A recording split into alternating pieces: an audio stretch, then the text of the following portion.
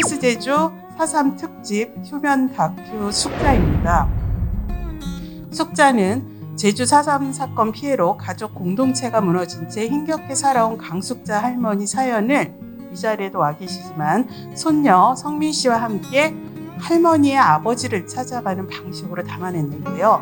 숙자 할머니는 어린 나이에 아버지를 잃고 토벌대에게 구타당한 어머니와 홍역의 굶주리다 세상을 떠난 동생까지 참혹한 기억 속에 70년 지난 지금도 잠을 이루지 못할 정도로 고통을 겪고 있습니다.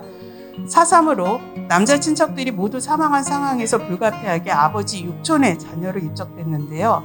이렇게 뒤엉켜버린 가족관계는 바로잡는 것이 너무너무 어려웠습니다. 4.3 평화공원 행방불명 묘역에서 70년 만에 아버지의 이름을 어렵게 찾아냈지만 호적이 불일치한 상황을 바로잡기 위해서는 더 노력이 필요했는데요. 인후 보증을 해줄 사람도 찾기 힘든 현실에서 인후 보증과 족보까지 어렵게 준비를 했지만 법원은 친자 검증과 같은 과학적 증명을 더 요구했습니다. 그러나 모두 세상을 떠난 상황에서 유해도 없고 가족 등록을 할 수 있는 길은 요원해졌는데요. KBS 제주는 이처럼 사실과 다른 가족관계 등록부로 유족 인정을 받지 못하는 제주 4.3 피해자들의 상황을 숙자 할머니 사례를 통해 드러내 정부와 사법부의 미온적 태도를 지적하고 4.3 특별법에 가족관계 특례 조항이 빠진 문제를 짚었습니다. 또한 할머니의 증언을 웹툰과 또 이 자리에 참석해 주신 샌드 애니메이션으로 작가님도 참석을 해주셨는데요. 애니메이션으로 재구성해 전달력을 높이고 AI 스피커를 통해 할머니와 할머니 어머니와의 대화를 시도해 상처를 치유해 나가는 과정을 잘 담아내고 시청자들에게 잘 전달한 것도 신선한 시도로 평가됐습니다. 네, 안녕하십니까. 저는 KBS 제주총국에서 온 양욱은 영상제작 감독입니다. 감사합니다.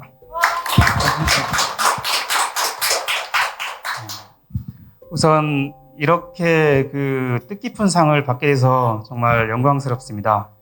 왜냐하면 이 상은 저희가 어떻게 상을 받고자 출품하는 게 아니라 여기 민원연에서 직접 모니터링을 하시고 저희를 이렇게 뽑아주신 거잖아요. 그렇기 때문에 뭔가 저희의 숨은 노고를 좀 인정해 주시고 좀 응원해 주시는 그런 기분이 들더라고요. 그래서 더 기쁜 상인 것 같습니다. 사실 이 숙자라는 다큐멘터리를 처음 시작할 때는 쉽지 않은 과정이 있었습니다. 사실 누가 시켜서 하는 게 아니고 제가 이런 사연을 갖고 있는 할머니가 계신데 한번 해보고 싶다는 시도를 좀 하게 됐고, 그래서 뭐 편성이나 아니면은 뭐 예산이나 시간에 대해서 조금 쫓기면서 제작을 한 경험이 좀 있거든요. 그렇기 때문에 저희 스텝 스크롤에 올라가는 모든 분들이 정말 고생을 많이 하셨습니다. 특히 여기 현장에 같이 와주신 김명주 작가님 협업이 없었으면 사실은 이게 완주할 수가 없었던 작품이었고요. 그리고 사실 이 자리에 함께 와주셨으면 좋겠지만 고령이시기 때문에 못 오신 우리 주인공이시는 강숙자 할머니, 할머니께서 이 작품에 참여해 주시지 않았다면 아마도 이 작품은 탄생하기가 어려웠겠고, 그렇기 때문에 또 함께 동행해 주신 여기 고성민 씨가 이 자리를 빛내주기 위해서 같이 참석하게 됐습니다. 이 숙자 다큐멘터리는 사실 그렇기 때문에 누구 한 명의 노력으로 만들어진 게 아니고 이 모든 사람 한 명 한 명이 다 자기 작품이라고 생각해서 같이 참여를 하게 돼가지고 오늘도 이렇게 많이 오셔가지고 주인의식을 갖고 이렇게 수상을 하게 된 것 같습니다. 사실 고성민 씨 같은 경우에는 할머니와 함께 동행하기 위해서 학기 중에도 제주도와 서울을 계속 왔다 갔다 하면서 촬영에 임해졌고요. 할머니 같은 경우에는 사실 지난해 초에 제가 만나 뵙고 몇 번 이야기를 나눴어요. 근데 할머니께서 그동안 계속 감추었던 이야기를 드러내는 게 쉬운 일이 아니었거든요. 사실 4.3이라는 게 사람들은 흔히 좀 고리타분한 이야기다라고 생각하는 경우가 많이 있습니다. 아직도 4.3이 뭐 할 얘기가 있나?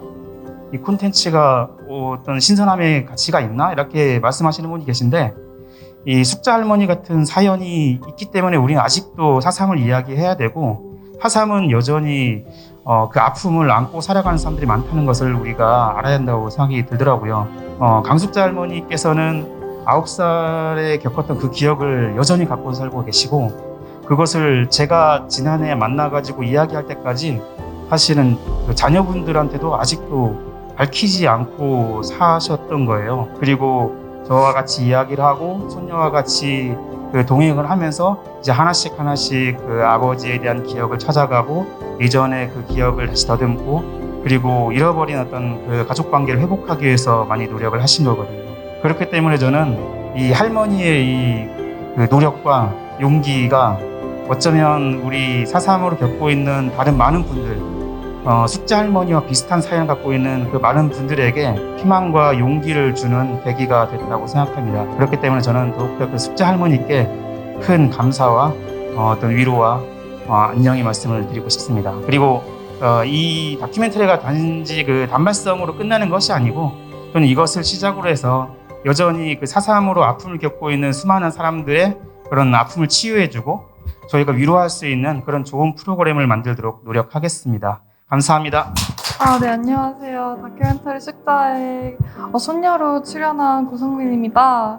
사실 저는 정말 감독님이랑 작가님께서 준비하신 프로그램에 진짜 숟가락만 얹었다고 생각을 하고요.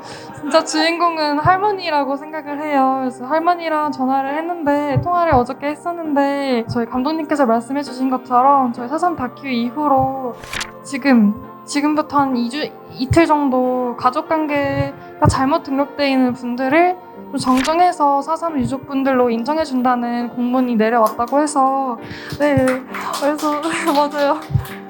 그래서 감독님이랑 막 뿌듯하다, 저희 다큐가 혹시 조금 영향 미친 게 아닌가 이런 얘기도 해서, 그래서 저는 사실 처음엔 사삼이를 잘 몰랐고 할머니 얘기도 약간 제주도 사투리기도 하고 반은 알아듣고 반은 못 알아듣고 이런 경우가 많았는데, 이번 기회를 통해서 할머니가 얼마나 힘든 삶을 살아오셨는지 저희 아버지도 몰랐던 사실이거든요. 그래서 그만큼 할머니랑 가까워져서 되게 영광인 그런 자리였고요.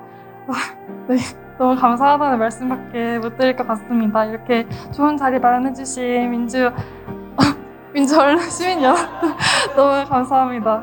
네. 지금까지 말하게 될 줄 몰랐는데, 안녕하세요.